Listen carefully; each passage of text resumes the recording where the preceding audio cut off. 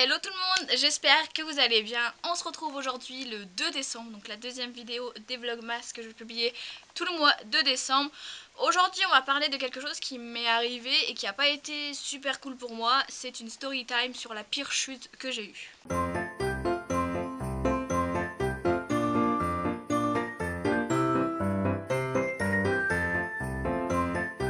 Alors, ça s'est passé tout simplement dans un centre équestre où j'étais, donc le centre équestre où j'étais juste avant de partir de centre équestre et d'aller dans un pré. Dans ce centre équestre là, il y avait un cheval que j'adorais, c'est même un poney je crois, ou un double poney, quelque chose comme ça, mais je l'adorais, il était vraiment top. De toute façon je vous mets des photos juste autour. C'était vraiment un cheval que j'aimais beaucoup, qui était hyper tranquille, hyper calme, c'est vraiment un maître d'école pour apprendre en fait à monter et je l'adorais. Donc du coup, moi qui étais quand même assez peureuse, mais bien sûr après cet événement je suis devenue encore plus peureuse, mais j'étais déjà assez peureuse à ce temps-là, je montais beaucoup ce cheval-là pour me permettre à moi de ne plus avoir peur.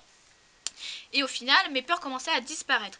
J'ai même réussi avec lui à sauter 70 cm alors que moi et le saut, c'est très compliqué. Et donc du coup, dans ce centre équestre là, il y avait deux carrières. Une carrière dans le centre équestre normal et une carrière en pleine forêt en bas. Donc elles étaient vraiment top, surtout la carrière du bas elle était quand même très grande. Et un jour, j'arrive et on me dit tiens, on va aller sauter en bas. Donc super contente, moi j'étais vraiment super contente, je me dis c'est cool, on va pouvoir aller sauter, je commence à plus avoir peur, je suis trop contente. C'était en plein été il me semble parce que j'étais encore en manche courte donc je pense que c'était quand même en plein été. Je prépare le bonnet, tout va très bien. Ensuite je descends en bas, on commence à faire une détente, tout se passe vraiment très bien, je me dis c'est plutôt cool. Tous les chevaux étaient plutôt calmes parce qu'on était en été, il n'y avait aucun bruit, tout se passait vraiment très bien. Et là, je n'ai pas compris. Je commence à partir à piste à main droite, je commence à trotter et là je ne sais pas ce qui est arrivé. Sur la ligne droite, il s'est mis à faire d'énormes coups de cul. Je suis partie en rodéo, j'ai tenu sur un coup de cul, deux coups de cul, mais malheureusement je n'ai pas tenu sur le troisième.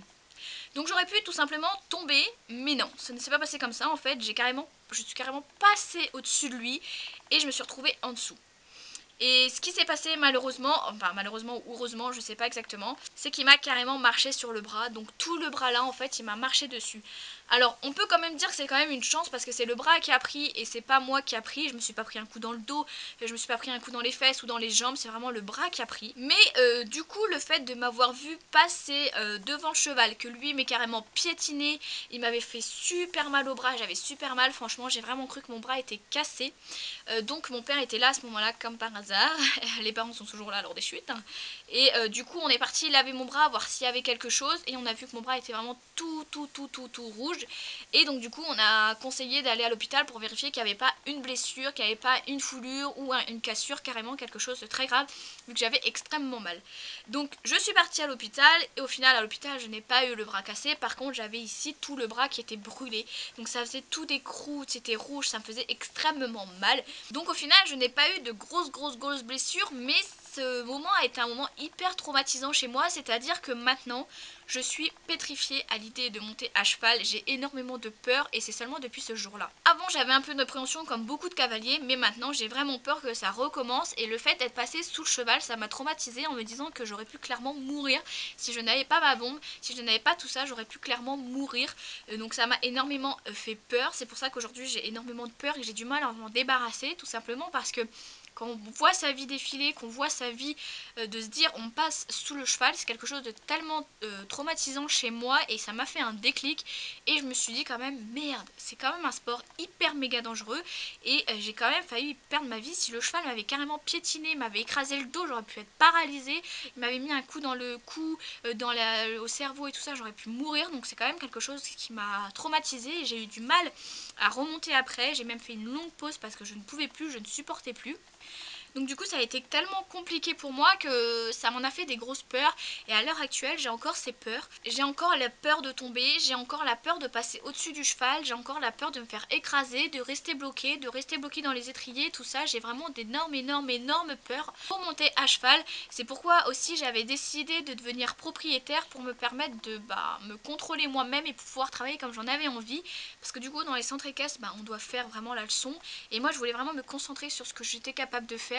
Mais j'ai été énormément bloquée pendant la première année avec Kinus, je n'ai carrément rien fait, j'ai fait du pas et du trot, c'est tout ce que je pouvais faire parce que c'était trop dur, c'était trop oppressant pour moi.